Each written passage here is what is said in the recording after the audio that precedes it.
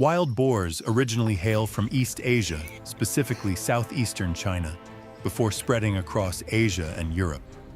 Over time, they've evolved into numerous subspecies and adapted to a variety of environments, from lush tropical forests to temperate woodlands and grasslands. Their natural migration and expansion have helped wild boars establish populations in many regions around the world.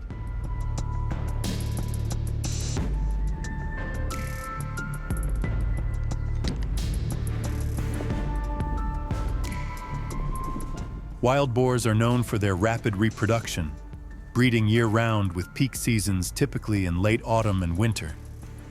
Their gestation lasts about 115 days, and a female can give birth to litters ranging from 4 to 12 piglets, usually averaging 5 to 6, depending on factors like food supply and environmental conditions.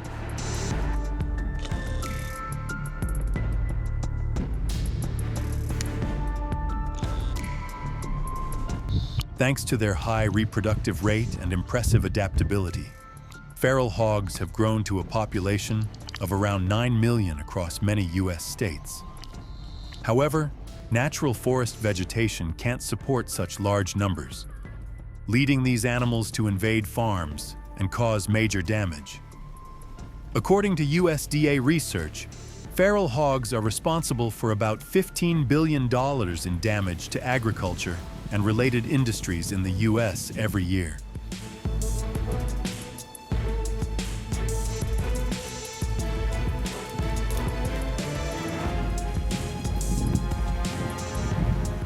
Research shows that feral pigs frequently root around in the soil, damaging crops and disrupting the soil structure, causing up to $190 in damage per acre. These pigs feast on a wide range of crops, including corn, soybeans, rice, wheat, peanuts, and vegetables. Have you ever dealt with feral pig damage on your farm or property? Let us know.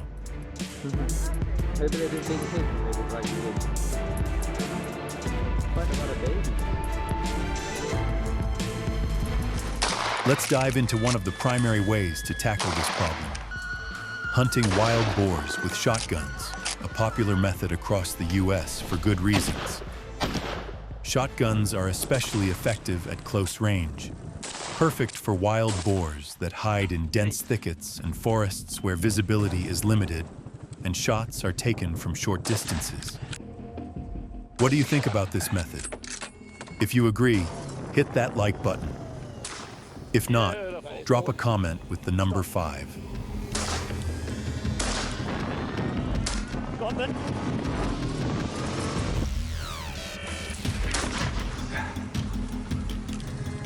In those situations, a shotgun's short-range punch is invaluable. Hunters rely on their strong stopping power against large, powerful animals like wild boars, especially when using appropriate loads like lead or shot shell pellets, helping ensure the animal is brought down quickly and humanely.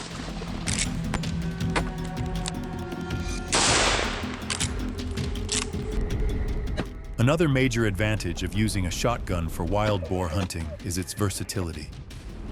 Hunters can choose from various types of ammunition, like lead shot for longer range shots and buckshot or slugs for close encounters. This flexibility lets hunters adapt to changing conditions in the field, boosting both efficiency and safety. Forced me to do some stupid shots with a shotty. Helicopter hunting, or aerial hunting, has gained popularity in parts of the U.S. struggling with serious feral hog infestations. This method is highly effective for controlling populations because it covers large areas quickly and reaches tough terrain that's hard to access on foot.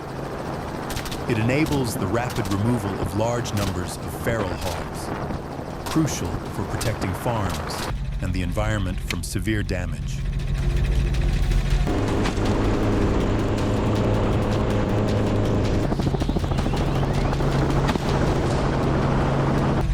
Helicopters let hunters spot and take down feral hogs immediately, cutting the chances of escape. Our research highlights just how crucial hunters are in controlling these populations. Their efforts directly protect agriculture, support environmental conservation, and boost the economic health of affected communities.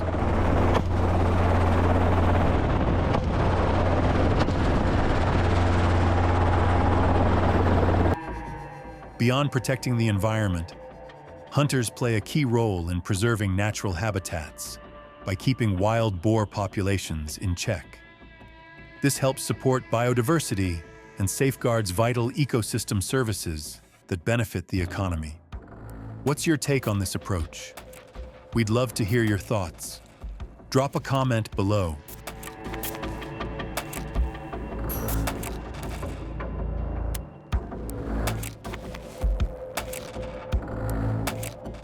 According to data from the Bureau of Animal Health, Florida has seen over 2,000 recorded baboon attacks in the past 5 years. At least 300 people have been injured, some severely enough to require hospitalization. These baboons are known to throw objects at tourists and aggressively compete for food, often causing chaos in public spaces. More recently, their presence in residential neighborhoods has become a growing concern. Drop a 1 in the comments if you want to learn more about these wild baboons.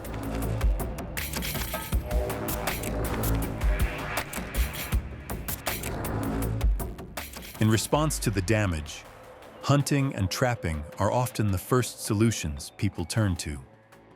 While still commonly used today, these methods can lead to even more problems. Hunters often face the risk of injury, and many lack the proper training or protective gear. To complicate matters further, baboons are protected under laws in several areas.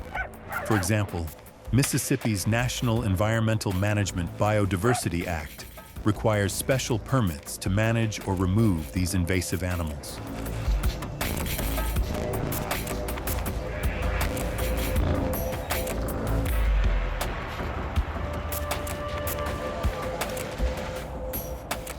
The root cause of the problem is habitat loss. Deforestation and human expansion into forested regions have pushed baboons out of their natural environment, forcing them to search for new sources of food and shelter. In response, Mississippi authorities introduced a controversial solution in 2022: controlled hunting, aimed at managing the growing population and minimizing human-wildlife conflict.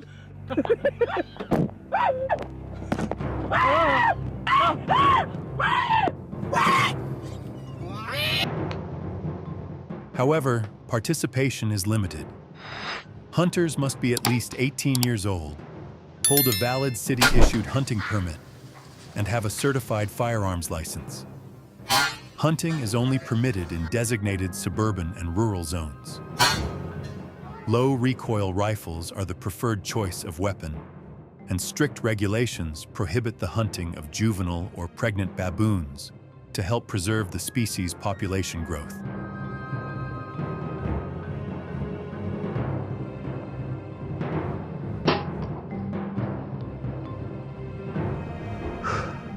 Baboons are remarkably intelligent animals, typically living in small groups of 2 to 5 members. Successfully hunting them requires more than just aim. It demands expert camouflage, patience, and sharp observation skills. Hunters must blend seamlessly into the environment, remain absolutely silent, and wait for the perfect opportunity to strike. It's a mentally demanding task that calls for serious focus and experience. For beginners, proper training is essential to build skills and gain a solid understanding of baboon behavior before heading out on a real hunt.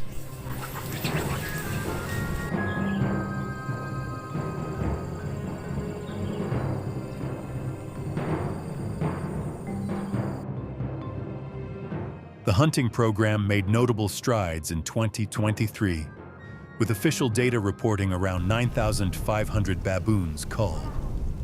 While this number is impressive, experts agree it's still not enough to fully control the growing primate population. Nevertheless, the effort has helped ease the damage baboons cause to farms and neighborhoods, marking a positive step forward.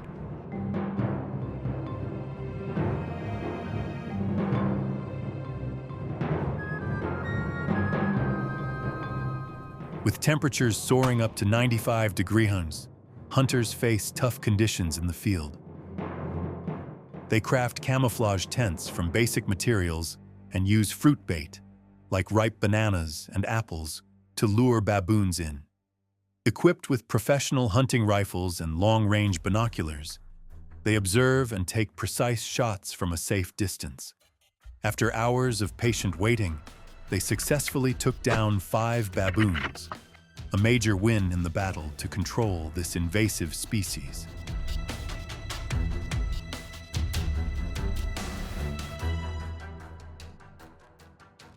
Hunters wear dark camouflage gear to move in stealthily, closing the distance to their targets between 50 and 100 feet. At this range, they can aim precisely while staying safe and well hidden. The Hunting Regulatory Agency provides rifles, ensuring each hunter is equipped with the right tools to carry out the job effectively and safely.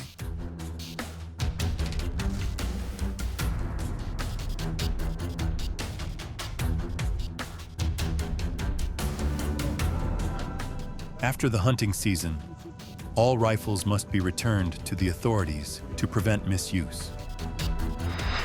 The season runs from September through January and is strictly regulated to protect the ecological balance. Every hunter is required to register and obtain a permit, which includes reporting the number of baboons taken. This system helps authorities monitor the program's success and its impact on the population.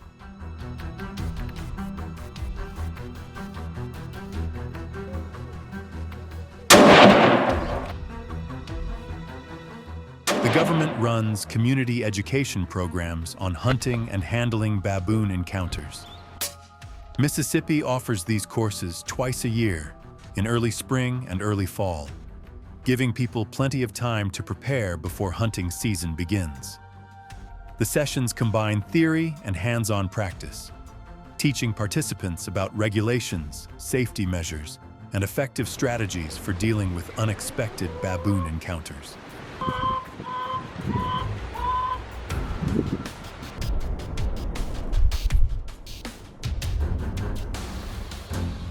As a farmer in Mississippi, I've witnessed how the approach to managing baboon attacks has evolved. Around 2020, we shifted away from risky hunting methods and embraced more modern solutions. Bamboo and steel platforms now help hunters track and deter baboons effectively. Priced between $200 and $500, these platforms have greatly cut down the need for expensive and dangerous hunting trips.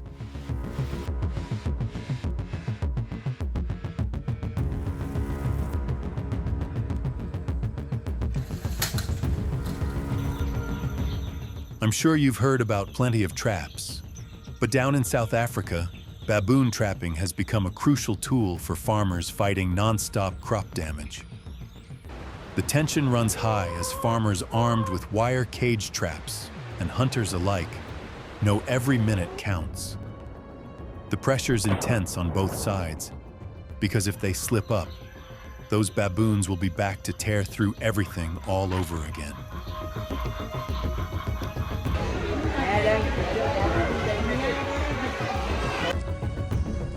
The biggest debate over these traps is where to put them. Some say they should be set along the farm's edge to keep monkeys at bay, while others worry they might accidentally catch wild boars instead. Using bait like corn or fruit to lure invasive species has stirred up controversy, with many seeing it as a cruel tactic that could harm innocent animals.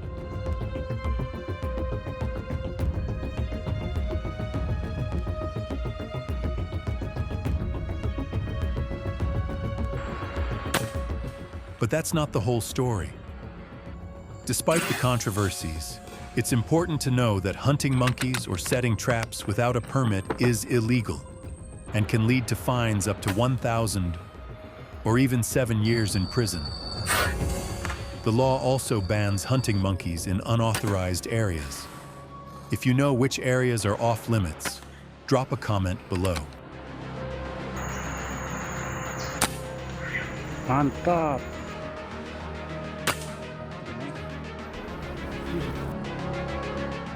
As we work through these challenges, the key is finding a balance.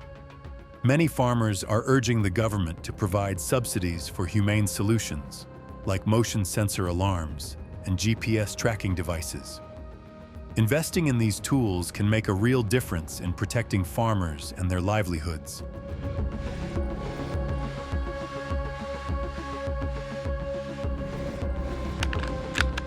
Extreme baboon hunting often sparks controversy, especially from animal rights groups, leading many to wonder why Mississippi doesn't choose more humane alternatives. The truth is, methods like contraception, relocation, or hunting bans face major hurdles. They're expensive, resource-heavy, and slow to curb attacks or control population growth. Thanks for sticking with us until the end. If you enjoyed this video, please like and subscribe to support the channel. See you in the next one.